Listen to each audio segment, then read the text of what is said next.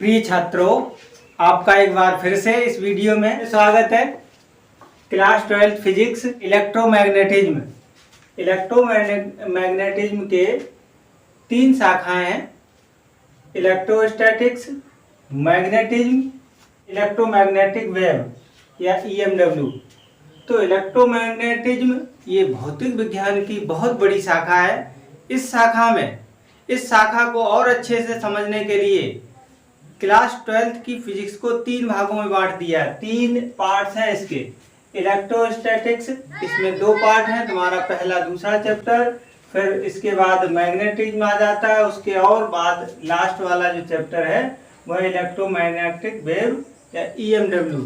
इसमें जो इलेक्ट्रोस्टैटिक्स है, इसमें चार्ज को रेस्ट पे बताया गया है। इसमें चार्ज कैसा है? रेस्ट पे।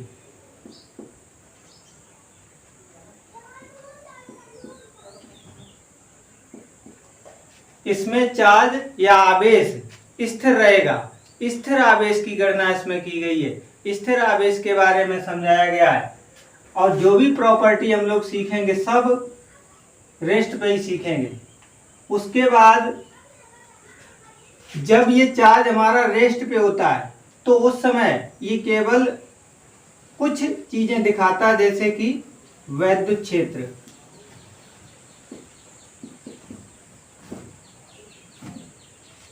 Electric field. जिस समय आवेश रेस्ट पे होगा, कहीं चल नहीं रहा होगा, उस समय ये केवल वैद्युत क्षेत्र उत्पन्न करेगा। और जिस समय ये चल रहा होगा, स्पीड में होगा, एक यूनिफॉर्म मोशन में जब चल रहा होगा, तो उस समय ये वैद्युत क्षेत्र और चुंबकीय क्षेत्र दोनों उत्पन्न करेगा। जिस समय ये यूनिफॉर्म मोशन या एक समान गति में चल रहा होगा आवेश, उस समय वैद्युत क्षेत्र और चुंबकीय क्षेत्र उत्पन्न करेगा। और जब ये एक समान गति से नहीं चलेगा, इसकी गति जब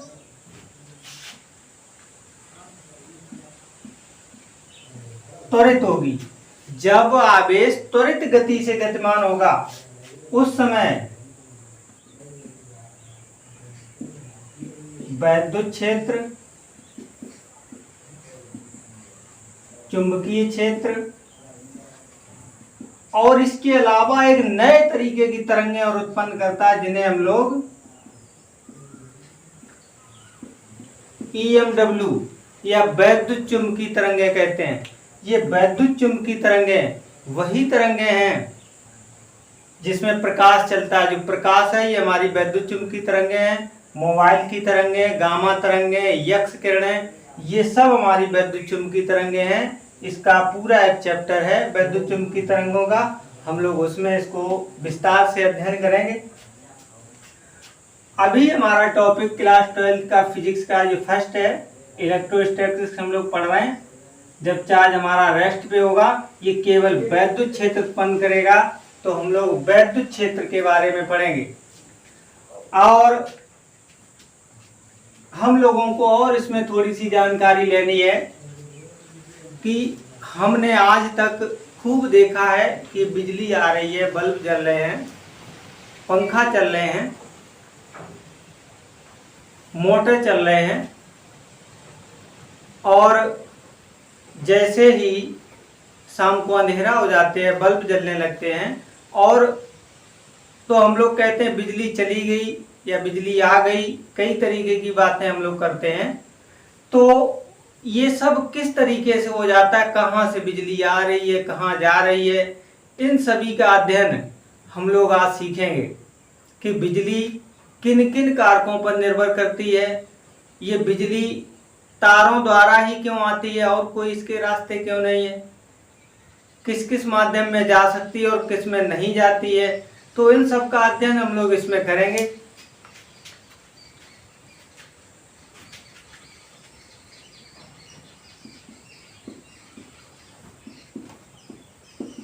हम लोग आवेश चार्ज के बारे में पहले से ही पढ़ चुके हैं कि वैद्युत आवेश किसी पदार्थ का मूलभूत गुण है। यदि कहीं पर कोई आवेश है तो वैद्युत क्षेत्र उत्पन्न करता है। अब हम लोग आवेश के मात्रक और इसके प्रतीक सीख लेते हैं। तो आवेश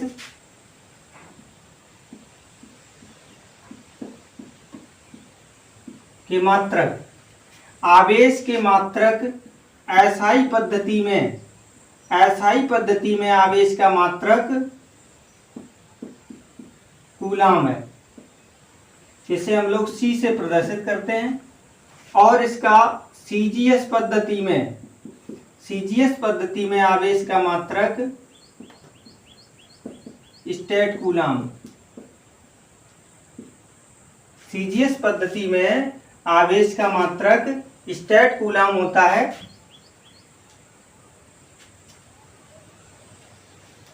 और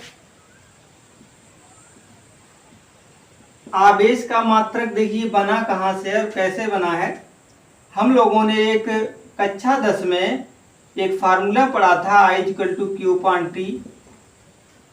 वैद्युत धारा का ये फार्मूला था, आवेश बटे समय। यहाँ से Q का मान निकालें तो IT, जहाँ I वैद्युत धारा है, वैद्युत धारा का मात्रक एम्पियर होता है और समय का सेकंड होता है। तो एम्पियर सेकंड, ये एम्पियर सेकंड को ही हम लोग कूलाम कहते हैं। एम्पियर सेकंड को ही हम लोग कूलाम कहते हैं। इसे सी से प्रदर्शित करते हैं। ये आवेश का मात्रक हो गया। और आवेश का संरक्षण,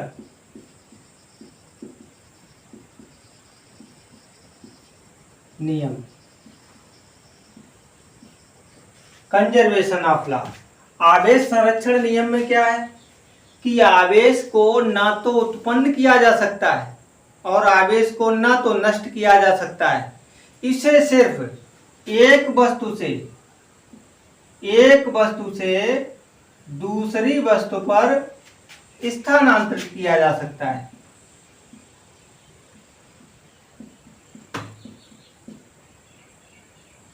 इसको एक वस्तु से दूसरी वस्तु पर ट्रांसफर किया जा सकता है।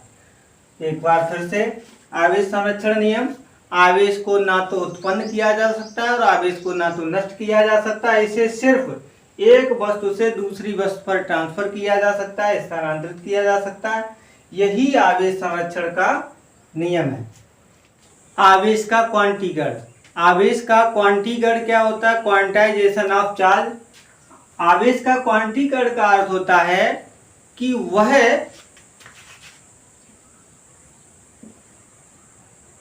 ये दो वस्तुएं हमने बना दी हैं, इस पर आवेश है,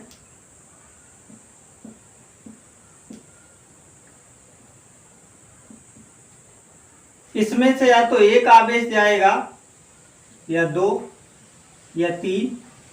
और आवेश जाने का अर्थ होता है कि इलेक्ट्रॉन का जाना। आवेश जाने का अर्थ होता है इलेक्ट्रॉन।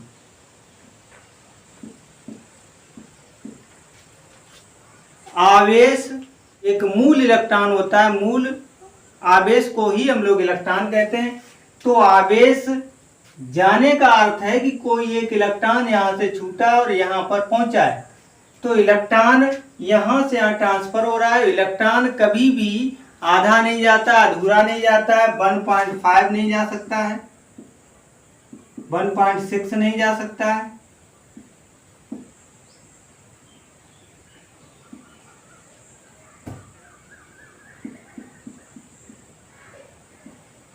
कभी भी इलेक्ट्रॉन टुकड़ों के रूप में नहीं जाता है। कभी भी इलेक्ट्रॉन एक वस्तु से दूसरी वस्तु पर टुकड़ों के रूप में नहीं जाता है। या तो पूरा जाएगा या फिर बिल्कुल नहीं जाएगा। इस तरीके के आवेश ट्रांसफर नहीं होते हैं। तो यदि एक इलेक्ट्रॉन जा रहा है, 2 जा रहे हैं, 3 जा रहे हैं, 10 जा रहे हैं, 50 जा रहे हैं, 100 जा रहे हैं, इलेक्ट्रॉन जो जाएंगे पूरे के पूरे जाएंगे।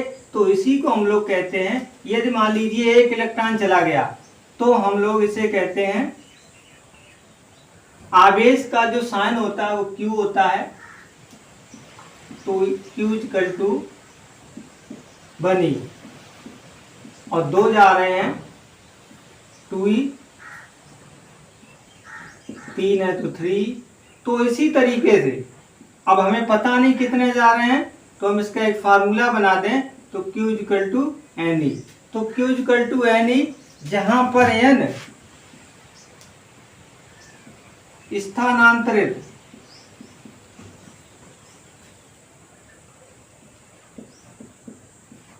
इलेक्ट्रॉनों की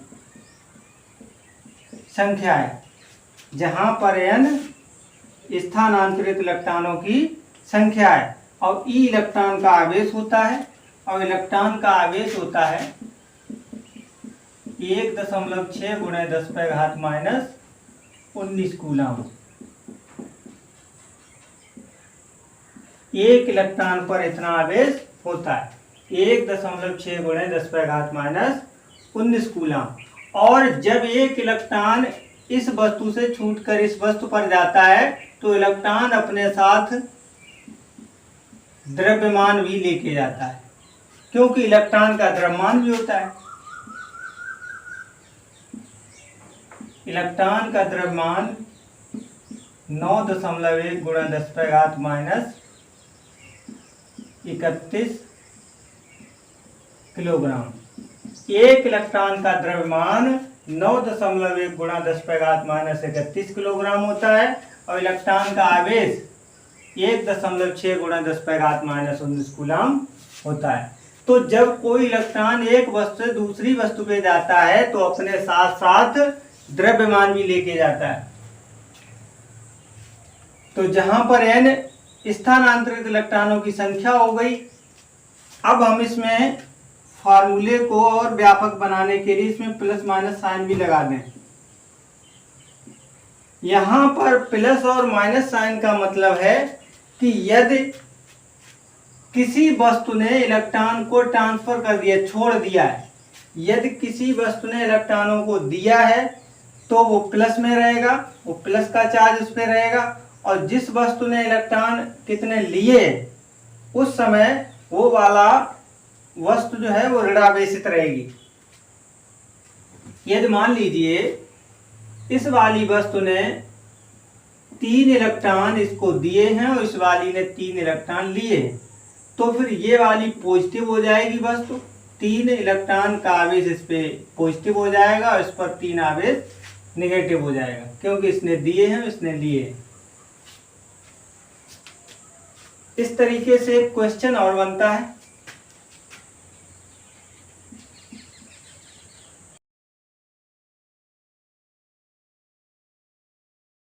एक वस्तु पर 10⁻18 इलेक्ट्रॉन है, तो इसका अर्थ हो गया ये n की वैल्यू हो गई। क्यों? क्योंकि इतने इलेक्ट्रॉन अधिक है ना, तो ये इलेक्ट्रॉनों की संख्या तो हम लोग n से प्रेजेंट करते हैं। और हमें पूछा है आवेश Q, आवेश की मात्रा पूछी, उसका साइन Q होता है। प्रकृति में हमें ये बताना है कि वो धनावेश है ऋणावेश है, अभी हम लोग बताते हैं। तो फार्मूला हम लोगों ने पढ़ा था Q equal to plus minus n e. यहां पर देखिए अधिक हैं, सामान्य से अधिक हैं, तो इसका अर्थ क्या हो गया कि वो कहीं से इलेक्ट्रॉनों को लेके आया है।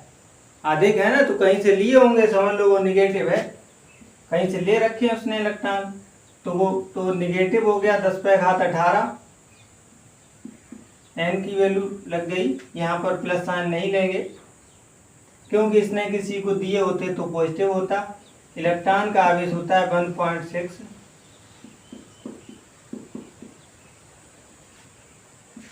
गुणा करो इसके, तो 1.6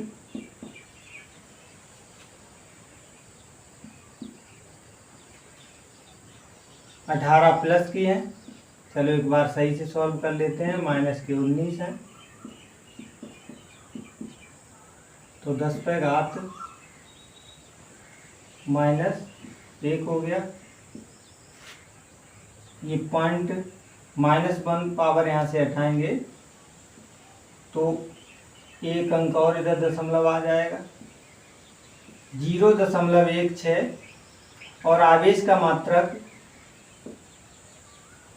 कूलाम होता है। तो इस तरीके से इसका आंसर 0.16 कूलाम आएगा। और इस टाइप के क्वेश्चन आप लोगों को अपनी बुक से लगाने हैं और इसके ठीक आगे क्वेश्चन आपको कल लगवाए जाएंगे।